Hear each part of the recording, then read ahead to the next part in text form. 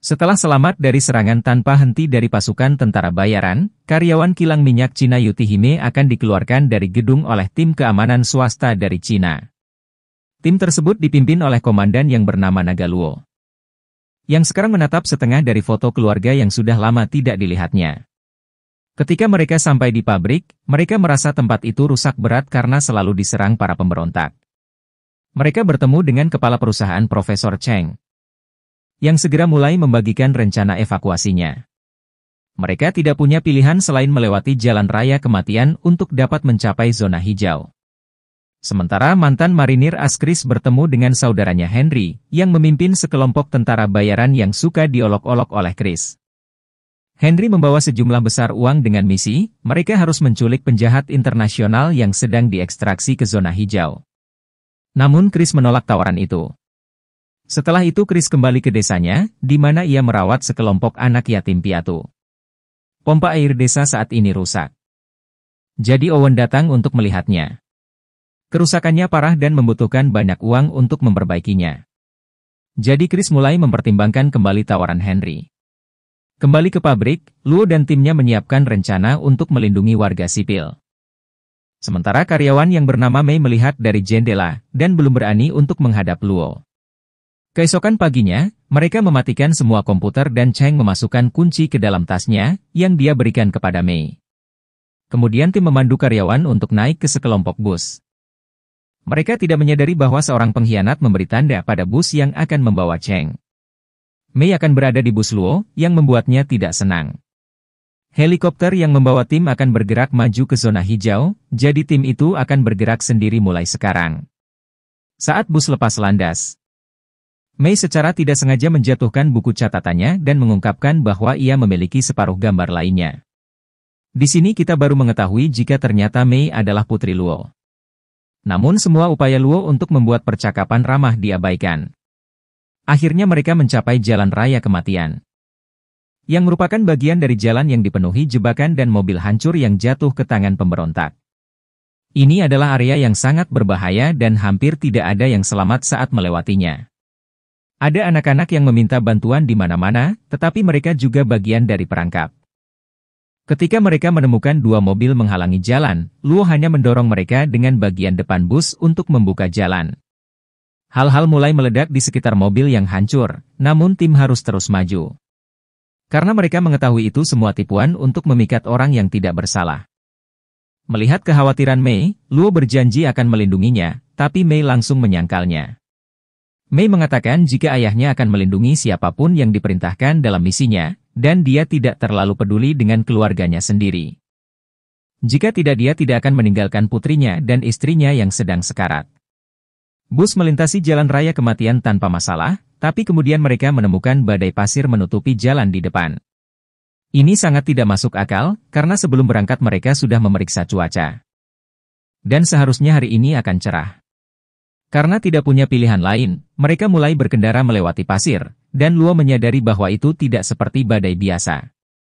Lebih buruk lagi, anggota tim kehilangan kontak satu sama lain dan semua sinyal di sistem mereka macet. Pada saat itu Mei melihat sesuatu di dekatnya, tetapi dengan cepat menghilang sehingga dia hanya berpikir itu hanya imajinasinya saja.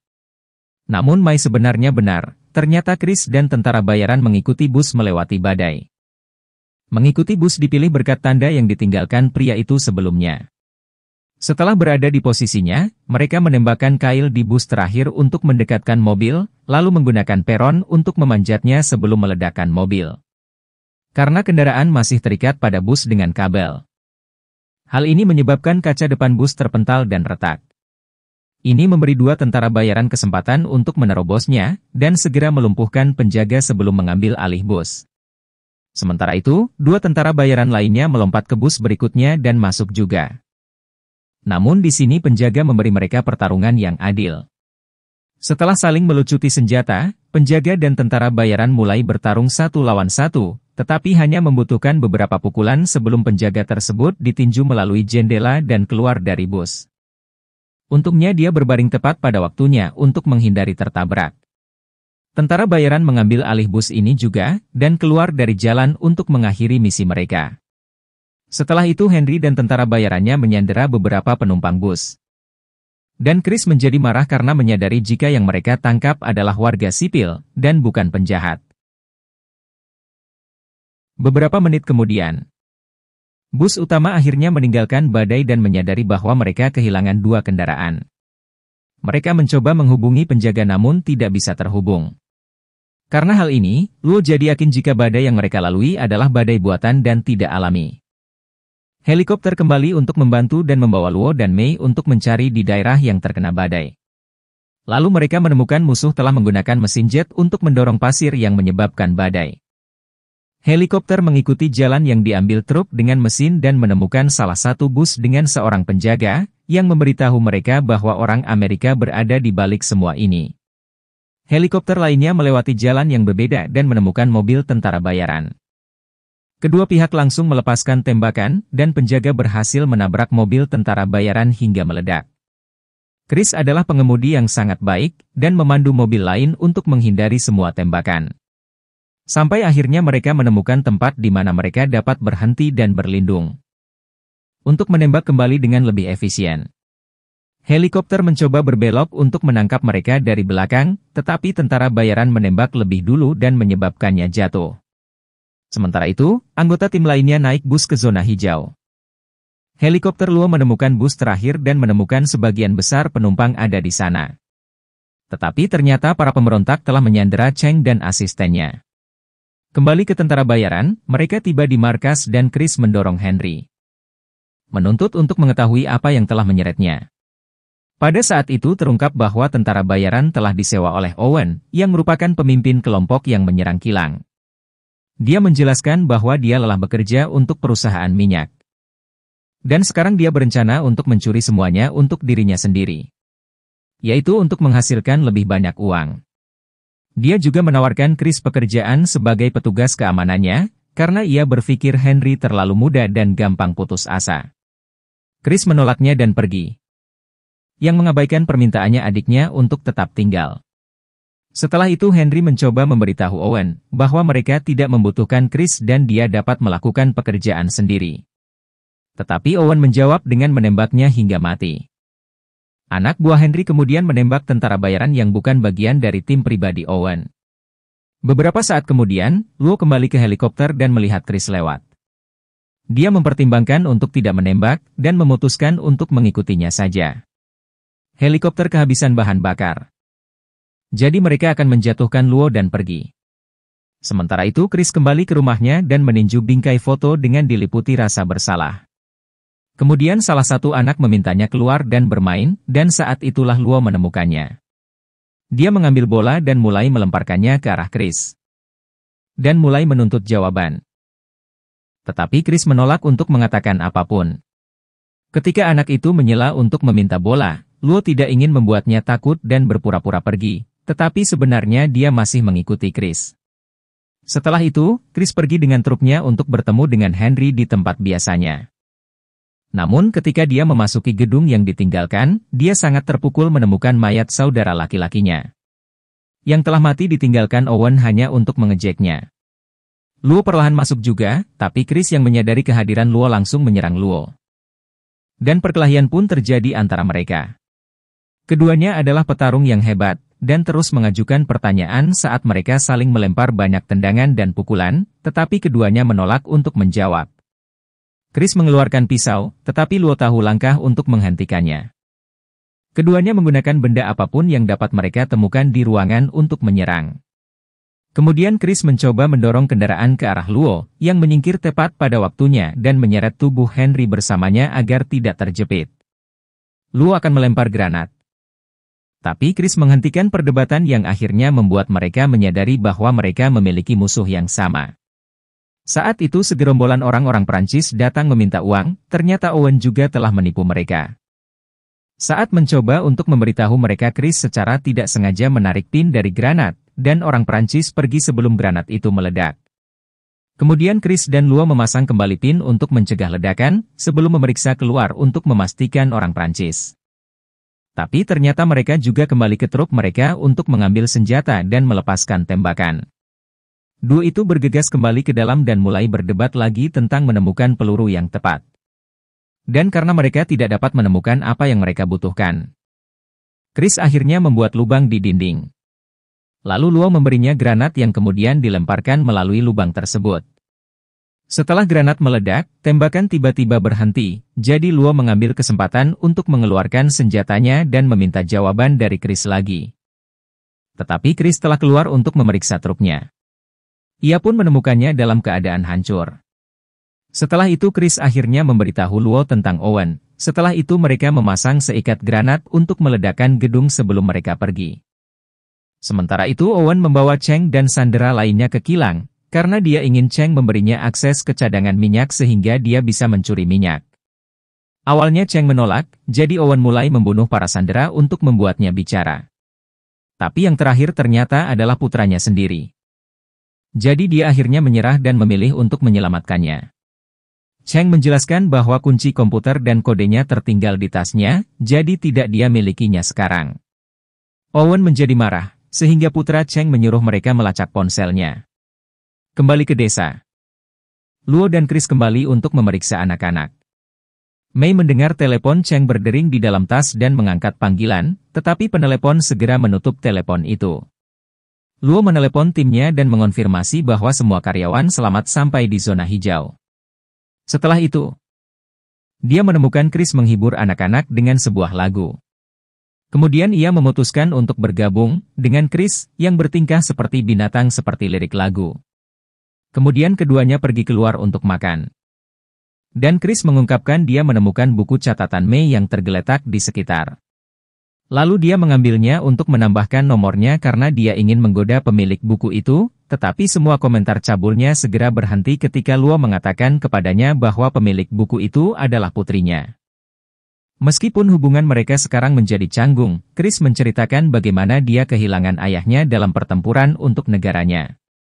Kemudian Luo menjelaskan kepadanya bahwa melindungi negara juga berarti melindungi keluarga yang tinggal di dalamnya. Dan itulah yang dilakukan ayah Chris untuk anak-anaknya. Hal ini didengar oleh Mei, yang mulai memahami ayahnya dengan lebih baik sekarang, tapi tiba-tiba mereka mendengar langkah mencurigakan memasuki desa. Mei membawa anak-anak itu pergi. Sementara Luo dan Chris menyelinap ke sana kemari untuk mengetahui apakah orang-orang Owen mendatangi mereka. Chris memasuki sebuah gedung dan menjatuhkan seorang pria dengan membenturkannya ke dinding. Sementara Luo melompat ke atap dan menjatuhkan seorang penembak jitu. Penembak lain segera memojokkannya, tetapi kemudian Chris bergabung dengan cara melompat ke pria itu. Tetapi menyebabkan atap runtuh dan mereka pun akhirnya terjatuh. Mereka segera meninggalkan gedung dan bersembunyi untuk menunggu orang berikutnya. Luo memberi sinyal ketika dia mendekat dan Chris dengan cepat melompat ke atasnya untuk menjatuhkannya sebelum dia bisa menembak. Namun Chris tidak memahami sinyal lain yang dibuat Luo, dan mereka hampir tertangkap. Untungnya Luo bergegas ke arah Chris dan membuatnya menembak musuh. Setelah itu, Chris ke atap lagi sementara Luo melewati belakang dan mulai melawan pria manapun yang dilihatnya, tanpa kesulitan ia berhasil menjatuhkan mereka satu persatu. Chris menembak beberapa orang juga. Tapi ini mengungkapkan lokasinya kepada musuh yang kemudian menembakkan roket ke balkon. Yang akhirnya menyebabkan dia jatuh. Untung saja Chris berguling tepat sebelum menara menimpanya. Lalu Chris pergi mencari Mei dan mengambil ponsel Cheng sebelum membawanya ke anak buah Owen. Penduduk desa keluar untuk membantu mempertahankan rumah mereka, namun musuh menanggapinya dengan menggunakan sebuah granat. Mereka menjelaskan bahwa mereka menginginkan tas itu, jadi untuk menghindari pertumpahan darah. Chris menuruti permintaan mereka sambil mengabaikan permintaan Mei, dan ini efektif membuat anak buah Owen pergi. Di pagi harinya, Mei menjelaskan mengapa musuh menginginkan tas itu. Pada awalnya Chris tidak peduli tentang orang bodoh yang mencuri sedikit minyak. Tetapi Mei menunjukkan bahwa ini sebenarnya akan menjadi pencurian minyak terbesar dalam sejarah, dan bagaimana hal itu akan mempengaruhi seluruh negara. Sekarang Chris juga ingin membantu, jadi dia menawarkan truknya dengan mesin jet untuk sampai ke sana. Luo memberitahu Mei untuk tidak ikut karena terlalu berbahaya, dan dia memperingatkan mereka untuk tidak menggunakan senjata di kilang untuk menghindari ledakan. Namun setelah mereka pergi, Mei melihat ada satu mobil lagi yang tersedia untuknya. Sementara itu di kilang, tas itu tiba dan Owen memberikannya kepada Cheng, yang segera mengaktifkan komputer untuk menyelamatkan putranya. Minyak mulai mengalir melalui pipa dan mencapai beberapa kapal besar yang menunggu kesepakatan di pantai. Ketika dua itu akhirnya tiba, para penjaga melepaskan tembakan dan bahkan menembakkan roket, tetapi Chris pandai menghindari semuanya. Dia mengemudikan truk melewati semua penghalang di jalan dan memasuki kilang, tetapi ketika truk minyak menghalangi jalan, dia berbelok tiba-tiba dan menabrak platform yang jatuh dan mengisi area dengan awan debu. Sekarang semua orang tahu mereka ada di sini. Tetapi debu memberi mereka kesempatan untuk keluar dari truk dan menyelinap. Owen mengambil kunci dari komputer agar oli tidak dapat dihentikan, dan pergi dengan pengawal pribadinya. Luo memanjat menara, tetapi sebelum Chris dapat mengikutinya, mereka berdua dikelilingi oleh penjaga dan pertarungan lain dimulai. Syukurlah duo ini sangat pandai mempertahankan diri dari banyak musuh. Luo berdiri di atas pipa sehingga lebih sedikit orang yang dapat mengejarnya. Pada saat yang sama, dan Chris mengambil pipa besar untuk memukul beberapa pria sekaligus. Dan ketika Luo hampir jatuh menghindari serangan, Chris menggunakan pipa yang sama untuk mendorongnya kembali dan memukul beberapa orang sebelum memindahkan Luo ke platform lain. Owen menggunakan momen ini untuk mengucapkan selamat tinggal kepada mereka. Setelah itu lebih banyak pria berdatangan untuk bergabung ke pertarungan. Chris dan Luo akhirnya berpisah, untuk terus melumpuhkan orang-orang tanpa menggunakan senjata. Dan setelah beberapa pukulan lagi, akhirnya mereka berhasil masuk ke dalam gedung utama. Ada penjaga yang menunggu mereka. Jadi Luo melempar pisau untuk mengalihkan perhatiannya dan Chris memukulnya dengan selang. Luo menggunakan kesempatan ini untuk membuat Cheng dan putranya lari. Lalu keduanya mulai melawan penjaga, dan bertukar beberapa pukulan sebelum bersembunyi di balik komputer. Seperti yang terjadi sebelumnya, mereka mencoba berbagi senjata dan melakukan pertukaran yang salah, sehingga Luo harus berguling dan hampir tertembak dalam prosesnya. Chris dan penjaga melepaskan tembakan pada saat yang sama, tetapi setelah beberapa tembakan, Chris kehabisan peluru. Untungnya Chris dapat membuat rencana dan mulai membicarakannya sebagai pengalih perhatian, yang memungkinkan Luo untuk menyelinap dan melompat ke pria itu secara tiba-tiba, dan mendorongnya melalui jendela terdekat. Sementara Luo menjaga penjaga, Chris mengejar Owen. Tetapi dia tidak bisa berlari cukup cepat untuk menyamai kecepatan mobil. Saat itu, Mei tiba dengan truk Chris yang lain, jadi mereka mengejar Owen bersama. Ada senjata di bawah kursi dan Chris menjelaskan cara Amerika adalah memiliki senjata di mana-mana. Kembali ke kilang. Luo dan penjaga bertarung 1 lawan 1, dan Cheng mengawasi dari jauh. Ketika Luo berbalik untuk menyuruhnya pergi, penjaga mencoba melarikan diri dengan memanjat mesin. Jadi Luo menggunakan pistol busa penahan api untuk menghentikannya dengan membuatnya terpeleset dan menghalangi pandangannya. Sayangnya senjatanya pecah dan Luo juga jatuh. Sekarang buih berjatuhan di mana-mana. Dan Luo mengambil beberapa kabel untuk diikat pinggangnya agar dia tidak tenggelam. Penjaga melompati dia lagi, tapi Luo dengan cepat mendorongnya menjauh. Kemudian kedua pria itu memanjat struktur sambil masih saling bertarung. Ketika mereka jatuh ke dalam busa, mereka terus bertarung di sana. Dan berkat kabel yang ada, Luo mendapat keuntungan dan mendorong pria itu melawan mesin, hingga akhirnya menjatuhkannya. Setelah itu Luo menggunakan kipas angin untuk membuang semua busa sebelum pergi. Di tengah jalan, pengawal Owen melepaskan tembakan dan Chris langsung menembak balik hingga musuh kehabisan peluru.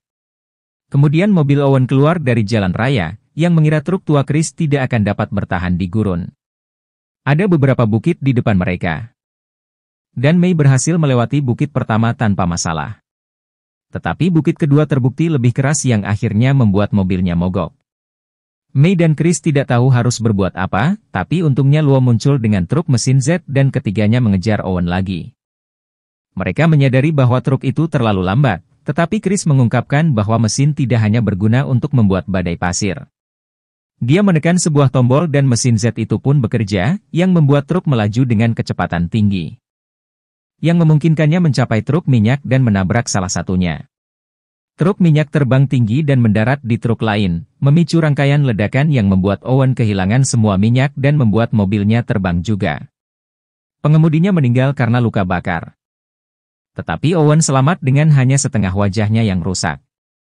Karena putus asa untuk bertahan hidup, Owen menawarkan uang kepada Chris lagi, Tetapi Chris menolaknya sehingga Owen mendorong tubuhnya keluar dan pergi.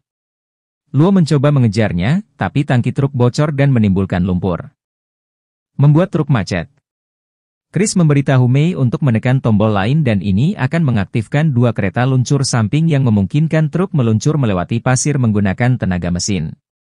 Luo dan Mei mengemudi sementara Chris berpegangan di sisi truk. Dan ketika mereka akhirnya menemukan Owen di dalam mobilnya, mereka mendorongnya ke tebing, hanya agar Owen menyingkir dari mobil itu. Luo memperingatkan Chris bahwa mereka juga akan jatuh, tetapi Chris tidak mendengarnya. Kemudian Luo mengikat dirinya dan Mei sehingga mereka melompat keluar dari truk tepat sebelum jatuh, dan kejadian ini menjatuhkan Chris juga.